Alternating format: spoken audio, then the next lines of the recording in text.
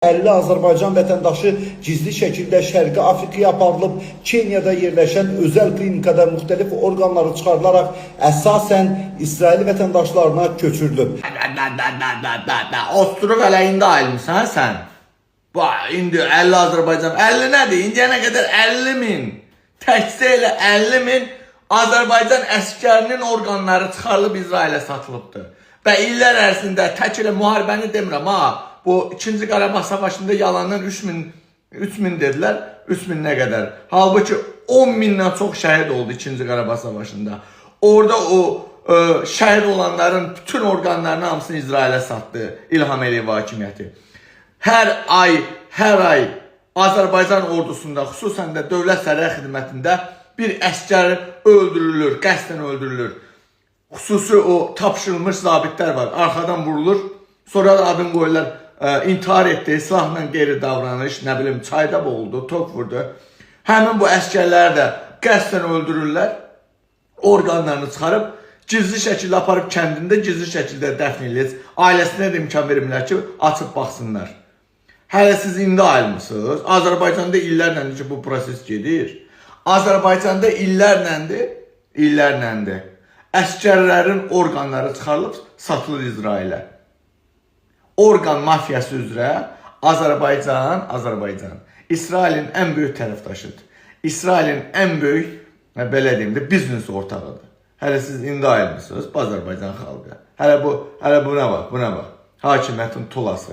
Hələ 50. Nə 50? Burası, məsələ buradadır ki, xalq yatıbdır. Xalq fil qulağında yatıb. Siz yatmağa davam elədikcə, Azərbaycan hakimiyyəti, İlham Əliyev rejimi, İsrailin dostu, qardaşı, Satanyanın ən yaxşı dostu, İlham Əliyevin İsrailinə sizin o əskəriyə göndərdiyiniz balalarınızı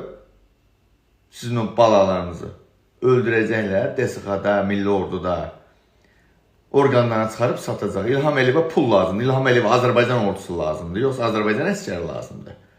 Və indiyə baxın, hər ay ən azı 1-2 DSX-da əskər öldürür.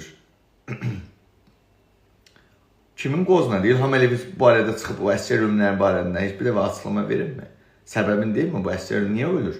Nədəndir səbəbi?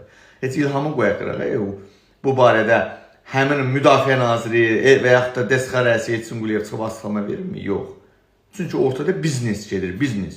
Dünyada bilirsiniz ki, narkotik biznesidir, silah biznesidir, bir də orqan biznesidir. Ən çox gəlir gətirən sahələrdir. Və Azərbaycandan bərk yapışıblar bunlar. Sən yatmağa davam elə Azərbaycan xalqı. Yat ki, sabahda sənin qapını döysünlər. Əskərlikdə olan oğlunun orqanlarını çıxarsınlar, tikəcək. Bir dənə tabutun görəsin, açıb üstünə baxamıyasın ki, oğlumun orqanları harada olacaq? Gecəliyin elə tələb və aştoda göndəriblər klinikalara. Orada yaxşı paketləyib, hansısa İsrail vətəndaşına və yaxud da satacaqlar. Belə.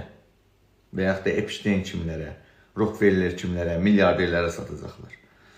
Yat Azərbaycan xalqı, yatın.